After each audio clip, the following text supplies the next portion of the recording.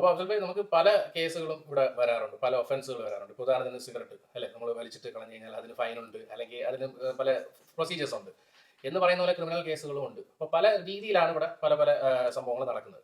അപ്പോൾ ശരിക്കും പറഞ്ഞാൽ നമുക്ക് ഏതിനൊക്കെയാണ് സോളിസിറ്ററിന്റെ ആവശ്യം, അല്ലെങ്കിൽ നമ്മൾ സോളിസിറ്ററിനെ ബന്ധപ്പെടേണ്ട ആവശ്യമുണ്ടോ ഒരു പ്രശ്നത്തിൽ പെടുമ്പോൾ? പൊതുവെ എങ്ങനെയാണ് അതിന്റെ ഒരു കൺസെപ്റ്റ്? അല്ല, എന്തായാലും സിഗരറ്റിന്റെ കാര്യം ചോദിച്ചിട്ട് അതിന്റെ ഒരു ഇത് പറയാം. അതായത് ഒരുപാട് ആൾക്കാർ പെടുന്ന ഒരു കാര്യമാണ്, ഇവിടെ വന്ന ഉടനെ പെടുന്ന ഒരു ഒരു കേസാണിത്.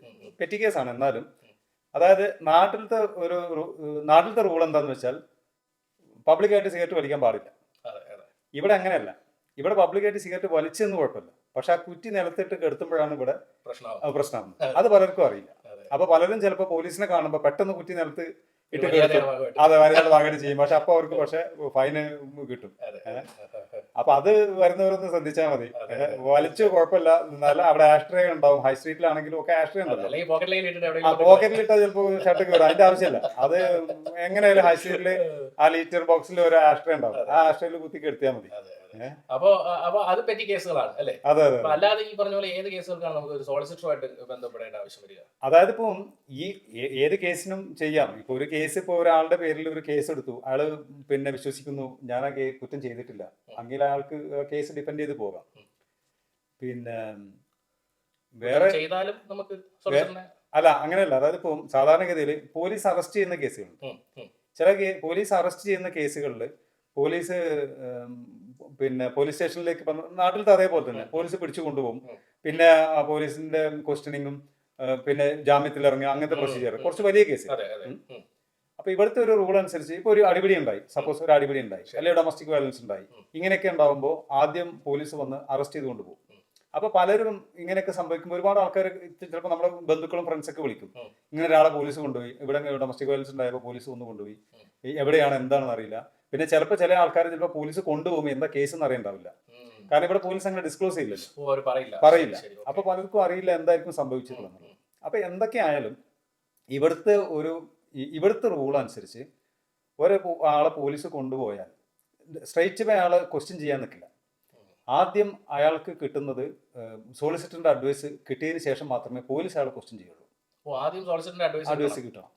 അതിനെങ്ങനെയെന്ന് വെച്ചാൽ ഒരാളെ അറസ്റ്റ് ചെയ്ത് കൊണ്ടുപോയി, എന്ത് കേസ് കൂടെ അറസ്റ്റ് ചെയ്യുന്ന ഒരു കേസ് അറസ്റ്റ് ചെയ്ത് കൊണ്ടുപോയാൽ പോലീസ് ആദ്യം ആൾ ചോദിക്കും, നിങ്ങൾക്ക് സോളിസിറ്റേഴ്സ് ഉണ്ട്, നിങ്ങൾക്ക് നിങ്ങളുടെ പരിചയത്തിൽ സോളിസിറ്റർ ഉണ്ടോ? അതല്ല, ഇല്ല എന്ന് പറഞ്ഞിട്ടുണ്ടെങ്കിൽ അവര് സോളിസിറ്ററിന്റെ ഡ്യൂട്ടി സോളിസിറ്റേഴ്സിന്റെ പാനലിലുള്ള സോളിസിറ്റേഴ്സിനെ പോലീസ് അറേഞ്ച് ചെയ്ത് കൊടുക്കും. ഗവൺമെന്റ് ആണ് അതിന്റെ ഫീസ് കൊടുക്കുന്നത്. സ്വന്തമായിട്ട് ആൾക്ക് സോളിസിറ്ററിന് ഉണ്ടെങ്കിൽ അയാൾക്ക് പരിചയമുള്ള സോളിസിറ്റർ നമ്പർ കൊടുക്കാം. അപ്പൊ പോലീസ് അവിടുന്ന് സോളിസിറ്ററിനെ വിളിക്കും, എന്നിട്ട് അവർ ഇന്റർവ്യൂവിന് വരും. അങ്ങനെയാണ് പ്രൊസീജിയർ.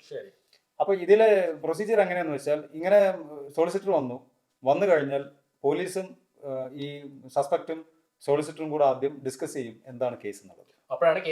അപ്പോഴാണ് കേസ് ഡിസ്ക്ലോസ് ചെയ്യുന്നത്.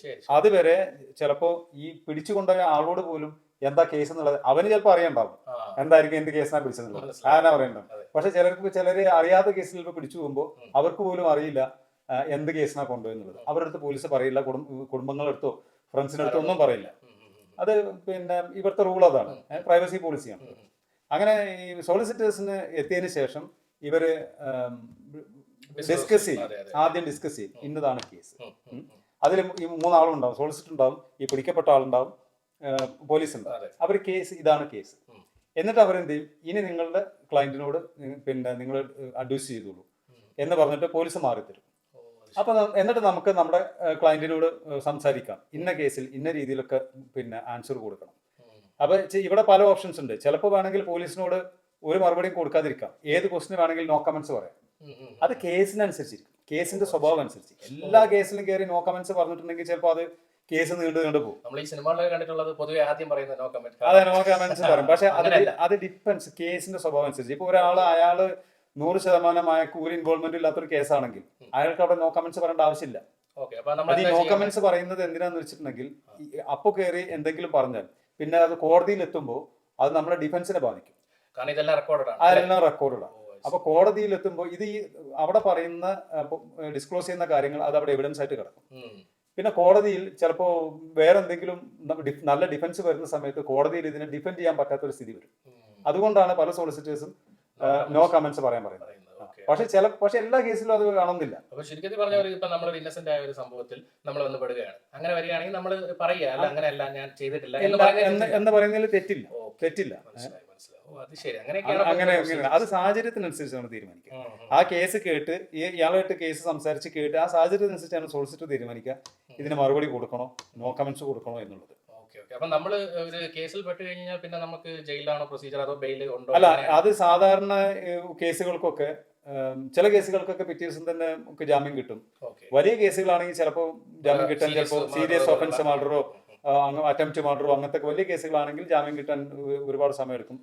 പിന്നെ ഓരോ സമയത്ത് ഓരോ ജഡ്ജസിനും കോടതിക്കനുസരിച്ചും കേസ് ചാർജ് ചെയ്ത കേസിനനുസരിച്ചൊക്കെയാണ്. നേരത്തെ നമ്മൾ പറഞ്ഞപ്പോ പീഡോഫൈലിന്റെ ഒരു ഇൻസിഡൻസ് പറഞ്ഞില്ലേ, അപ്പൊ അതിലും അതൊക്കെ ഈ ക്രിമിനലിലാണോ ബന്ധപ്പെടുന്നത്? അത് ക്രിമിനൽ കേസാണ്, അത് ശരിക്കും ക്രിമിനൽ കേസാണ്. പക്ഷെ അത്തരം കേസുകൾക്ക് അങ്ങനെ കൂടുതൽ സമയമൊന്നും കടക്കാതെ തന്നെ ജാമ്യം കിട്ടാറുണ്ട്. കാരണം അത് പിന്നെ ഒരു റിയൽ ഇൻസിഡന്റ് അല്ലാത്തത് കൊണ്ട് സാധാരണ പിറ്റേ ദിവസമൊക്കെ തന്നെ ജാമ്യം കിട്ടാറുണ്ട് അങ്ങനത്തെ കേസുകൾ. മനസ്സിലായി. ഓക്കെ, അപ്പൊ അങ്ങനെയാണ്. അപ്പൊ ചുരുക്കത്തിൽ പറഞ്ഞു വരുന്നതെന്ന് എനിക്ക് മനസ്സിലായത്, നമ്മള് ഒരു UK വന്ന ഒരു മലയാളിയാണെങ്കിൽ ഒരു സോളിസിറ്ററിനെ പരിചയപ്പെട്ടിരിക്കുന്നത് നല്ലതായിരിക്കും. അല്ല, ഇനി പരിചയപ്പെട്ടില്ലെങ്കിലും നമ്മൾ ഇങ്ങനത്തെ കാര്യങ്ങളൊക്കെ ഒന്ന് അറിഞ്ഞു വെക്കുന്നത് വളരെ നല്ലത്. തീർച്ചയായിട്ടും. അതുകൊണ്ടാണ് നമ്മൾ വന്നത്. ഇത് വളരെ നല്ലൊരു ഇൻഫർമേഷൻ ആണ്. കാരണം പലർക്കും അറിയാതെ പലതിലും പോയി പെടുന്നുണ്ട്. അപ്പൊ ഇതൊക്കെ ശരിക്കും ഒന്ന് അറിഞ്ഞു വെക്കുന്നത് വളരെ നല്ലതാണ്. കാരണം എവിടെയാണോ നിൽക്കേണ്ടത് ആ ചില കാര്യങ്ങൾ നിർത്തേണ്ട സ്ഥലത്ത് നിർത്തിയില്ലെങ്കിൽ ചിലപ്പോൾ അപകടം സംഭവിക്കും. വളരെ ശരിയാണ്. അല്ല, ഈ പറഞ്ഞ പോലെയാണ്, നമ്മളാരും ഒരു പ്രശ്നം ഉണ്ടാക്കാൻ പോകില്ലെങ്കിൽ പോലും എന്ത് വേണമെങ്കിൽ സംഭവിക്കും. നമ്മൾ അതിനൊരു പ്രിക്കോഷൻ അല്ലെങ്കിൽ എന്തായാലും അടിപൊളി. അപ്പോൾ ഈ പറഞ്ഞ പോലെ ഇനിയും കുറച്ചുകൂടെ കാര്യങ്ങൾ ചോദിക്കാറുണ്ട്. അടുത്ത ടോപ്പിക്കിൽ സംസാരിക്കാം.